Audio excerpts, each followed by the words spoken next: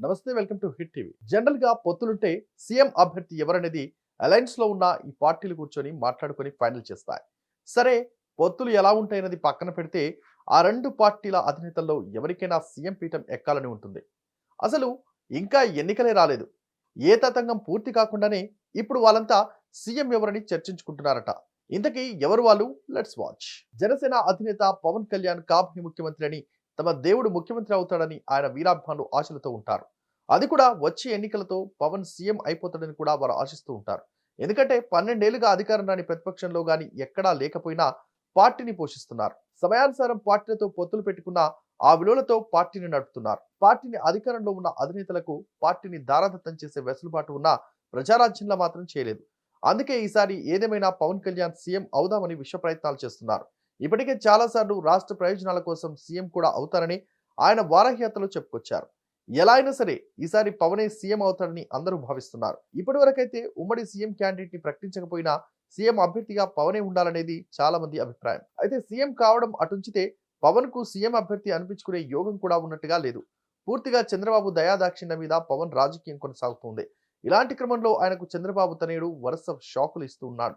ఇప్పటికే తెలుగుదేశం పార్టీ పల్లకిని మోస్తున్న పవన్ కళ్యాణ్ లోకేష్ ఎక్కడెక్కడ తీసేస్తూ ఉన్నాడు. యూట్యూబ్ ఛానళ్లకు ఉచిత ఇంటర్వ్యూలు ఇస్తున్న లోకేష్ అక్కడ పవన్ మీద చేస్తున్న వ్యాఖ్యలు హైలైట్ అవుతూ ఉన్నాయి. వచ్చే ఎన్నికల విషయంలో తెలుగుదేశం అధినేత చంద్రబాబు నాయుడే సీఎం అభ్యర్థి అన్నట్టుగా ఇప్పటికే లోకేష్ ఒకసారి కుండ బద్దలు కొట్టాడు. మరి జనసేనతో పొత్తు ఉంది తెలుగుదేశం పార్టీకి. అలాంటప్పుడు సీఎం అభ్యర్థి ఎవరని అడిగినా కూటమి నిర్ణయిస్తుందని ఒక ప్రకటన చేసేందుకు అవకాశం ఉంది.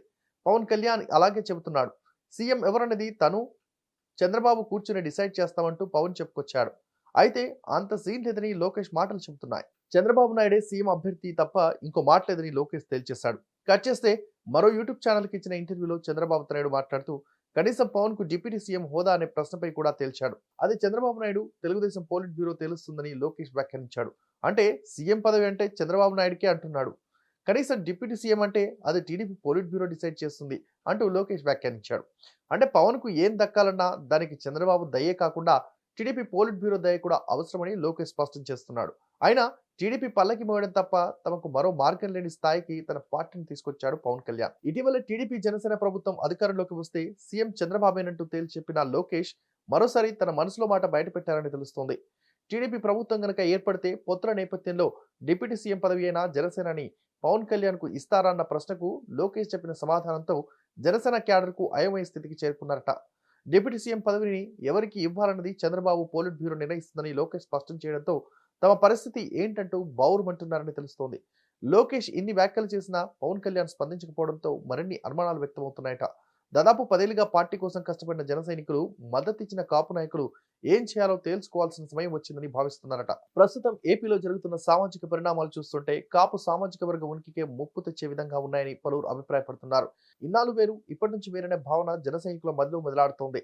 ఈ క్రమంలోనే మరోసారి చంద్రబాబు చేతిలో మరోసారి మోసపోవడానికి సిద్ధంగా లేమని కాపులు అంటున్నారని తెలుస్తోంది.